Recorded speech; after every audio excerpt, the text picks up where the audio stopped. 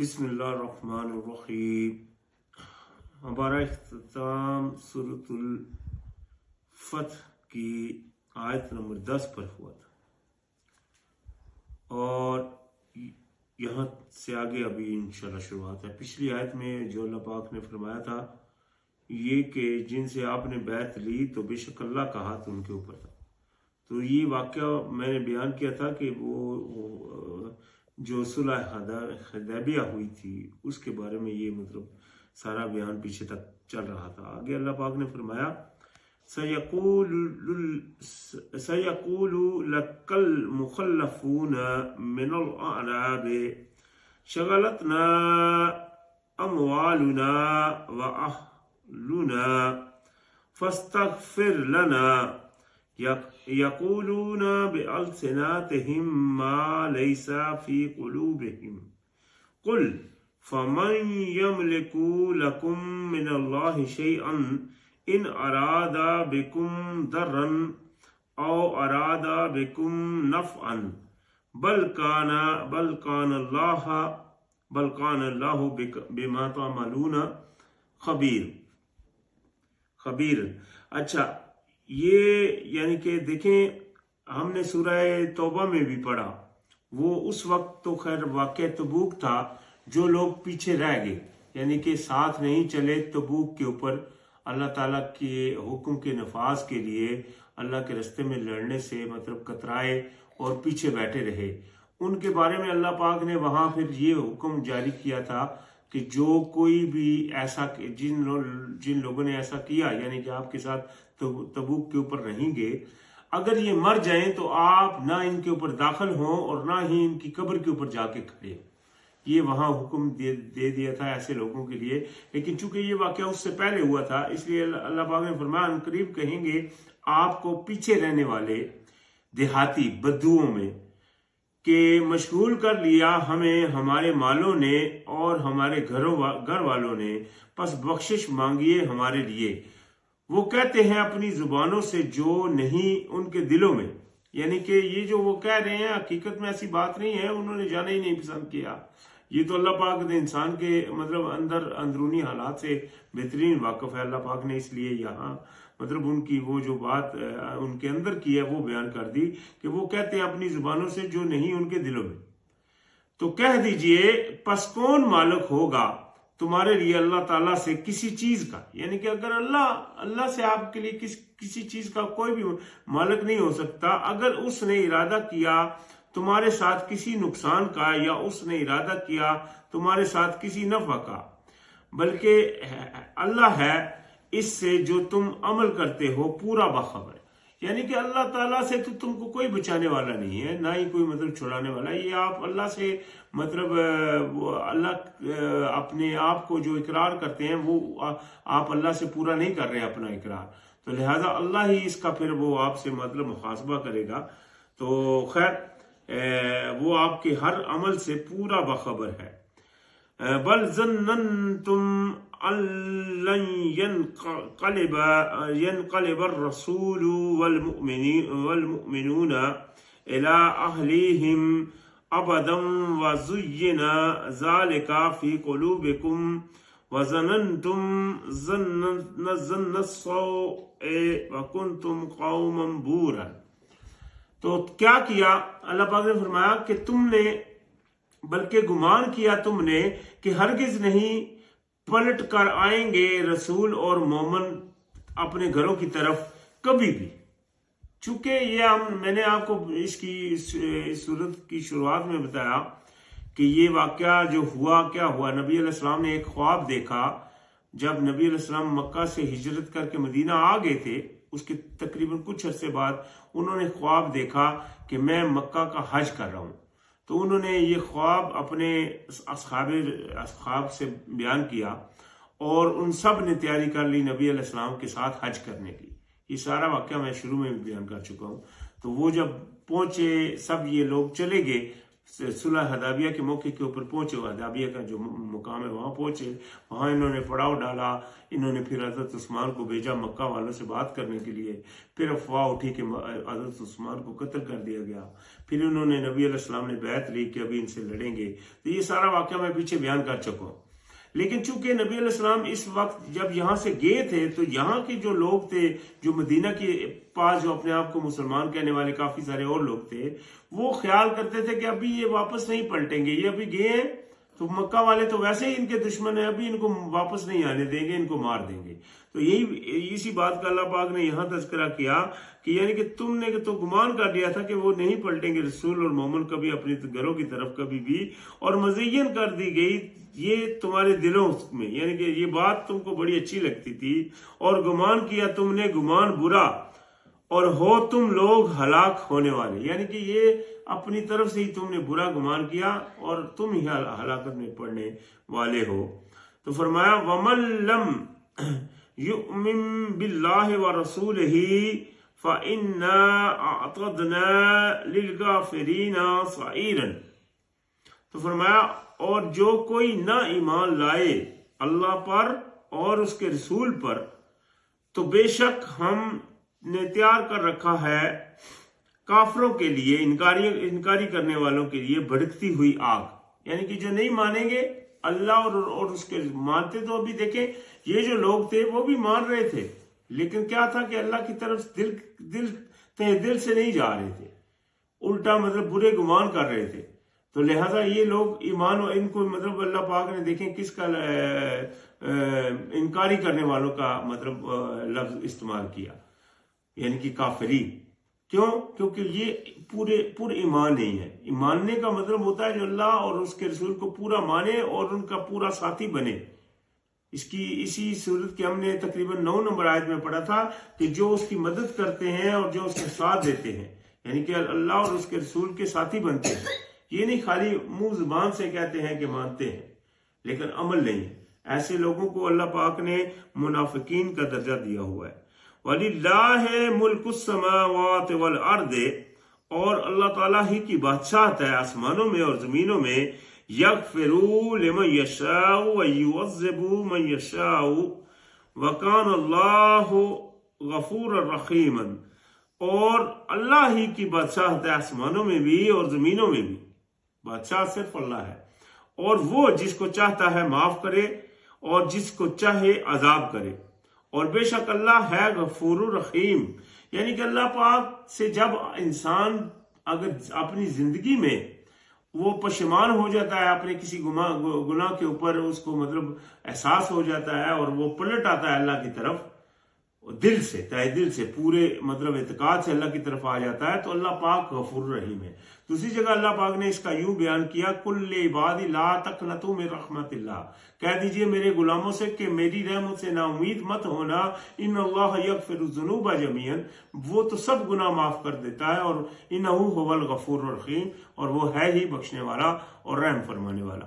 यानी कि इंसान जब अपने गुनाह के मतलब पशमानी के ऊपर पलट आता है अल्लाह की तरफ, तो अल्लाह पाक उसके गुनाह को माफ फरमा देता है। बल्कि सूरह फुरकान में फरमाया कि उसके गुनाहों को नेकियां बना देता है, इस तरह वो माफ फरमाता है। लेकिन उसका पलटना उस इंसान का यूं होना चाहिए जैसा कि अल्लाह पाक ने कुरान में फरमाया हुआ है कि वो तहे दिल से अल्लाह की तरफ आ जाए, यानी कि ताइब हो जाए। ठीक है, अगर वो मतलब फर्ज करे दिल से अपने उस गुनाह के ऊपर नदामत करता है और पलटता है अल्लाह की तरफ और अपने गुनाह का कुफारा देता है, जो कि अल्लाह पाक ने कुरान में मेंशन किए हैं, तो अल्लाह उसको बख्शने वाला मेहरबान पाएगा अल्लाह को। तो अगर फर्ज करे ऐसा नहीं है मामला और इसी हालत में वो मर जाता है, तो वो कुफर की हालत में मरा, उसके लिए फिर बख्शिश नहीं है। सयक़ूलुल मुखल्लफून इज़ा इज़्तलक़ तुम इला मगानिमा लिताखुज़ूहा ज़रूना नत्तबिकुम युरीदूना अन युबद्दिलू कलामल्लाहि कुल लन तत्तबिऊना कज़ालिकुम क़ालल्लाहु मिन क़ब्लु फसयक़ूलूना बल तहसुदूनना बल कानू ला यफ़क़हूना इल्ला कलीला। تو فرمایا ان قریب کہیں گے پیچھے رہنے والے، یعنی کہ جو نہیں چلے تھے، جو اللہ کے راستے سے مطلب پیچھے رہے، وہ کیا کہیں گے کہ جب تم چلو گے طرف ان فائدوں، ان نفع کی چیزوں کی طرف، کہ تاکہ تم لے سکو انہیں، چھوڑ دو ہمیں. یعنی کہ وہ جب غنیمت فائدے لینے کے لیے چلیں گے تو یہ کہیں گے پیچھے سے کہ تم یعنی کہ لے سکو انہیں، چھوڑ دو ہمیں، یعنی کہ ہم کو پیچھے چھوڑ دو. وہ ان کو کہا جائے گا کہ آپ نہیں چلو گے ہمارے ساتھ، یعنی کہ وہ جو پیچھے رہے تھے پہلے ہی، ان سے کہا جائے گا کہ آپ نہیں چلو گے ہمارے ساتھ، ہم پیچھے چلے تمہارے. وہ چاہتے ہیں کہ وہ بدل ڈالے کلام اللہ کو، یعنی کہ وہ ان سے کہیں گے کہ ہم کو چھوڑو تاکہ ہم بھی آپ کے ساتھ پیچھے پیچھے چلیں، تاکہ وہ فائدے ہم بھی لے سکیں. تو وہ اللہ پاک نے چونکہ پیچھے فرمایا ہے کہ ہم پیچھے پڑھ کر آئے ہیں کہ یہ بھی آپ اگر آپ کے ساتھ چلنا چاہیں، آپ ان کو کہیں کہ تم ہمارے ساتھ نہیں چلو گے، جس طرح پہلے پیچھے بیٹھے رہے تھے ابھی بھی پیچھے بیٹھے رہو. یہ تمہاری مطلب اللہ پاک نے ان کے لیے سزا رکھی تھی جو منہ سے دل سے نہیں چلے اللہ کے راستے میں. تو اللہ پاک نے فرمایا وہ چاہتے ہیں کہ وہ بدل ڈالے کلام اللہ کا، یعنی کہ چونکہ اللہ پاک نے ان کو پہلے سے ہی کہہ رکھا ہے کہ تم ہمارے ساتھ نہیں چلو گے، تو وہ یہ چاہتے ہیں کہ اللہ کی بات بدل دی جائے. تو لہذا اللہ پاک نے فرمایا کہ آپ کہہ دیجئے ہرگز نہیں، تم پیچھے آؤ گے ہمارے، ہرگز تم ہمارے ساتھ نہیں چلو گے. اسی طرح فرمایا اللہ تعالیٰ نے اس سے پہلے اسی طرح فرما چکا. ٹھیک ہے جی. پس ضرور وہ کہیں گے بلکہ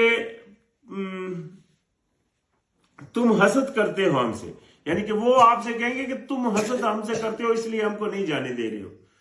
تو اللہ پاک نے فرمایا بلکہ ہے وہ نہیں وہ سمجھتے مگر بہت کم. اصل بات یہ ہے کہ وہ عقل نہیں رکھتے، سمجھتے نہیں، بہت کم. وہ صرف دنیاوی چکر میں لگے ہیں، نہیں ہم کو کیوں نہیں لے جا رہے. جب اللہ کا حکم آ گیا تو آپ کا کام بنتا ہے چپ ہو جانا اور اس کے اوپر عمل کر لینا. ٹھیک ہے، اللہ نے فرما دیا پیچھے ہٹ جاؤ. تو لہذا یہ ہے اصل عمل. لیکن چونکہ وہ کم عقل لوگ ہیں تو وہ مباحثہ کرتے رہ جائیں گے. قل للمخلفین من الاعراب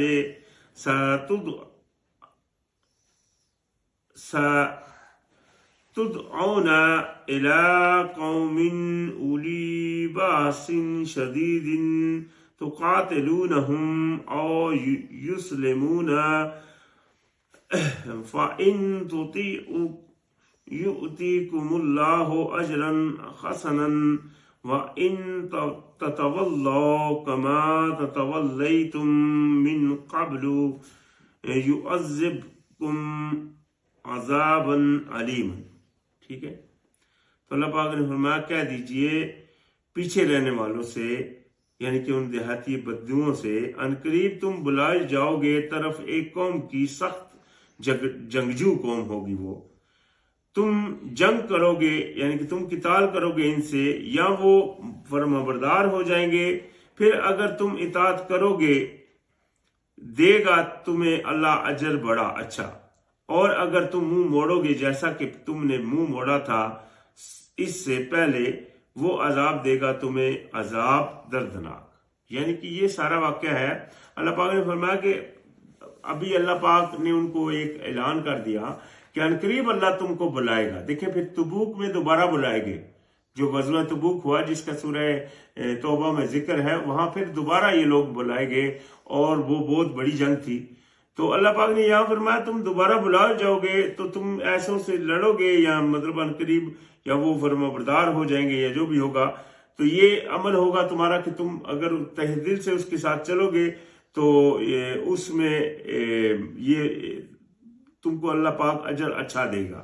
اور اگر پھر تم منہ موڑ لو گے، یعنی کہ پھر تم اسی طرح کا عمل کرو گے جیسا پہلے کیا تھا کہ اللہ کے راستے میں نہیں چلو گے، یا چلنے سے مطلب گریز کرو گے، یا مطلب پیچھے ہٹو گے، تو کیا ہوگا؟ تو تم کو اللہ پھر عذاب دے گا، بہت بڑا سخت عذاب. ابھی یہاں دیکھیں وہ لوگ ماننے والے ہیں اللہ کے، یہ نہیں کہ وہ نہیں مانے، وہ انکاری نہیں ہے اللہ کے، صرف اللہ کے راستے میں نکل نہیں رہے تو ان کے لیے بڑا عذاب ہے. یہ کیا ہے وجہ یہ ہے کہ خالی منہ زبان سے کہہ دینا افحسبتم ان تدخلوا الجنہ اللہ پاک نے فرمایا کیا تم نے خیال کر رکھا ہے کہ تم یوں ہی جنت میں چلے جاؤ گے؟ تو ایسی بات نہیں ہے. جنت میں اگر جنت ایک بہت اعلیٰ مقام ہے، وہ ایسی جگہ ہے جہاں ہر چیز مہیا ہے، جو بھی انسان چاہے گا وہاں وہ اس کو ملے گا، اور وہ ہمیشگی کی زندگی ہے. یہ تھوڑا سا وقت ہے دنیا کا، اس تھوڑے سے وقت میں جو بھی وہ کمانا چاہتا ہے اس کے لیے لازم ہے کہ وہ اللہ تعالیٰ کی فرما برداری کرے، جیسا کہ اس کی فرما برداری کرنے کا حق ہے. یہ نہیں خالی منہ زبان سے وہ ایمان کے دعوے دار بنتا رہے لیکن ایمان کے اوپر چلنے والا نہ ہو. تو یہ وہ ایسا آدمی ہے جو خود کو ہی دھوکہ دے رہا ہے، اس سے وہ کسی اور کا کچھ نہیں بگاڑتا. لیسا علی الاعمى خرج ولا علی الاعرج خرج ولا علی المریض خرج ومن یطع اللہ ورسولہ يدخله جنات تجري من تحتها الأنهار ومن يتولى يعذبه عذابا عليما. تو یہاں اللہ پاک نے اللہ کے اس یعنی کہ کام کو جو کہ جہاد قتال کا کام ہے، یعنی کہ اللہ کے راستے میں لڑنا، اس میں کئیوں کو چھوٹ دی، یعنی کہ اللہ پاک نے کئیوں کو چھوڑا ہے، چھوٹ دی ہے. تو وہ کون سے ہیں؟ فرمایا نہیں ہے اندھے پر کوئی گناہ. ایک تو وہ ہے جو اندھا ہے تو اس کے اوپر کوئی گناہ نہیں، اور نہ لنگڑے پر کوئی گناہ ہے، اور نہ مریض، کسی مریض پر، کسی مرض میں ہے کوئی، اس کے اوپر کوئی گناہ ہے. اور جو کوئی اطاعت کرے گا اللہ اور اس کے رسول کی، وہ داخل کرے گا اسے باغات میں بہتی ہیں ان کے نیچے نہریں، اور جو کوئی منہ پھیرے گا وہ عذاب دے گا اسے عذاب دردناک. یعنی کہ اللہ کے رستے میں ان آدمیوں کی چھوٹ ہے جن کے اندر یہ بیماریاں موجود ہیں، کوئی اندھا ہے، کوئی مطلب لنگڑا وغیرہ ہے. لیکن اس کے علاوہ جو بھی یعنی کہ اللہ اور اس کے رسول کی اطاعت سے منحرف ہوگا، اور یعنی کہ اللہ کے رستے میں قتال کے لیے نہیں لے. یہ قتال کیوں ضروری ہے؟ کیونکہ ہم جو کہتے ہیں دعوے دار بنتے ہیں، نماز میں یہ لفظ کہتے ہیں ایاک نعبد و ایاک نستعین، یعنی کہ ہم تیری غلامی کرتے ہیں، یہ دعویٰ کرتے ہیں اللہ کے سامنے. پھر وہ بن جاتے ہیں اللہ کے سپاہی، یعنی کہ اپنے آپ کو اللہ کا غلام کہہ کر وہ اللہ کے سپاہی بنتے ہیں. ان کا کام بنتا ہے کہ اللہ کا حکم خود بھی ماننا اور اللہ کا حکم منوانا بھی. یہ جس طرح نبی علیہ السلام نے خود تو اللہ کا حکم مانا، لیکن اللہ کا حکم منوانے کے لیے تلوار اٹھائی، میدان جنگ میں آئے اور اللہ کا حکم نافذ کیا. اللہ کا بھیجا ہوا قانون اس وقت سعودی عرب اپنے اس خطے میں نافذ کیا. پھر ارد گرد کے بادشاہوں کو پیغام بھیج کر ان کو بھی متنبہ کر دیا کہ تم بھی اگر اللہ کا حکم نہیں مانو گے تو تمہارے ساتھ ہمارا اعلان جنگ ہے. پھر انہوں نے جنگ کی بھی، وہ جو غزوہ تبوک ہم پڑھتے ہیں، یعنی کہ وہ ہوئی نہیں لیکن وہاں گئے. خیر، تو یہ اللہ پاک نے فرمایا اگر تم پھرو گے پھر تم کو عذاب ہوگا بہت بڑا. لقد رضی اللہ عن المؤمنین اذ یبایعونک تحت الشجرۃ فعلم ما فی قلوبہم وَأَنزَلَ السَّكِينَةَ عَلَيْهِمْ وَآثَابَهُمْ فَتْحًا قَرِيبًا. یعنی کہ اللہ پاک نے فرمایا کہ راضی ہو گیا اللہ. یہ دیکھیں اللہ راضی کن سے ہوا؟ ہم چاہتے ہیں نا، ہر بندہ چاہتا ہے کہ اللہ مجھ سے راضی ہو جائے. اللہ پاک راضی کن سے ہوا؟ اللہ پاک نے راضی ہو گیا اللہ مومنین سے جب وہ بیعت کر رہے تھے آپ سے نیچے درخت کے، یعنی کہ دیکھیں، اور تو اس نے جان لیا جو ان کے دلوں میں تھا تو اس نے اتاری سکینت ان پر اور اطاعت کی انہیں فتح، اور عطا کی انہیں فتح قریبی. تو یعنی کہ یہاں دیکھیں اللہ کی ذات راضی کس پر ہوئی؟